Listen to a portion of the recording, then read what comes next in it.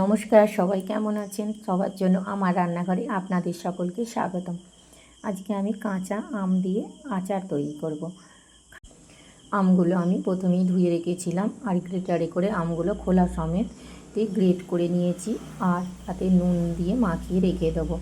এতে দেব কিছুটা পরিমাণ হলুদ বাটা, আপনারা হলুদ গুঁড়োও দিতে পারেন। হলুদ বাটা দিয়ে ভালোভাবে আমটা মিক্সড করে রেখে দেবো। এবার একটা পাত্রে সর্ষের তেলটা খুব ভালোভাবে গরম করে নেব। এই রেসিপিটিতে সর্ষের তেলের পরিমাণটা বেশি লাগে। তেলটা গরম হয়ে গেছে, আমি গ্যাসটা বন্ধ করে দিয়েছি। তেলটা একটু ঠান্ডা হয়ে গেলে আমি এতে গ্রেট করে রাখা আদাটা দিয়ে দেব।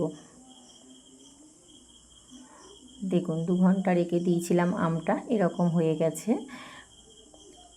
এবার আমি ওই তেলটার মধ্যে গ্রেট করে রাখা আদাগুলো দিয়ে দিলাম।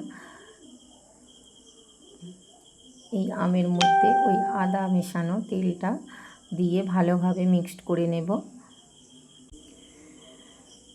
দেখুন মিক্সড করা হয়ে গেছে।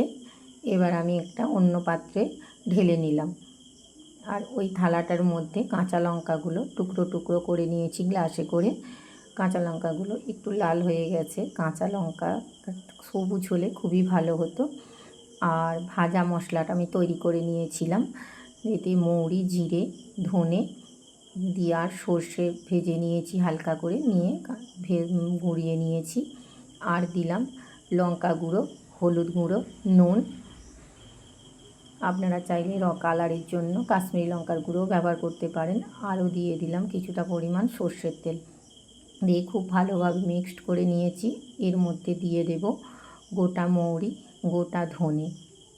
মৌরি আর ধনেগুলো কাঁচাই দিয়েছি। আর দিয়ে দেব সবথেকে গুরুত্বপূর্ণ যেটা ভিনিগার। এই ভিনিগারটা দিলে আচার দীর্ঘদিন ভালো থাকে, কোনো রকম খারাপ হয় না। এটা আমি ভালোভাবে মিক্সড করে নিয়ে সারা রাত চাপা দিয়ে রেখে দেব।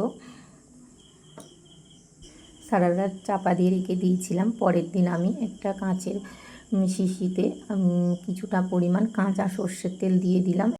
এবার এই শিশিতে আমি আচারটা রেখে দেব। এই আচারটা দীর্ঘদিন থাকবে, কোনো রকম খারাপ হবে না।